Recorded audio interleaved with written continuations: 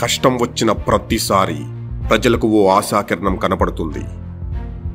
రాష్ట్రం ముక్కలై రాజధాని లేక, నిధులు లేక, పాలించటానికి కనీస భవనం లేక దిక్కుతోచని స్థితిలో ఉన్న సమయంలో ప్రజలకున్న నమ్మకం చంద్రబాబు గారు ఒక్కరే.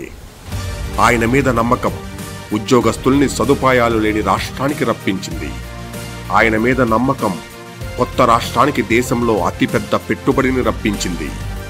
ఆయన మీద నమ్మకం నవ్యాంధ్రప్రదేశ్ని ఈజ్ ఆఫ్ డూయింగ్ బిజినెస్లో దేశంలో వరుసగా 3వ నెంబర్ 1గా నిలిపింది. 5 ఏళ్లలో లోటు బడ్జెట్తో ఉన్న రాష్ట్ర పగ్గాలను బిగించి పట్టి 28,000 కిలోమీటర్ల సిసి రోడ్లు, 9,300 మెగావాట్ల విద్యుత్ ఉత్పత్తి, 24 గంటల కరెంటు, 4,214 కొత్త అంగన్వాడీ సెంటర్లు, 721 కొత్త పరిశ్రమలు, రాష్ట్రాన్ని 100% విద్యుత్తీకరణ చేయడంతో పాటు 6 లక్షల కోట్ల పెట్టుబడులు రప్పించి 5.3 లక్షల ఉద్యోగాలను కల్పించారు.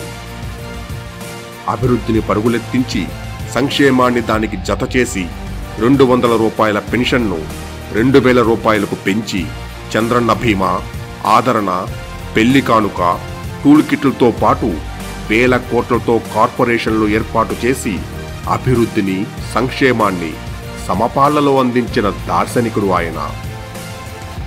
ఈ 5 ఏళ్లలో ఆర్థికంగా, సామాజికంగా దెబ్బతిన్న రాష్ట్రాన్ని గాడిలో పెట్టడానికి మళ్లీ మనకున్న ఆశాకిరణం చంద్రబాబు గారు ఒక్కరే.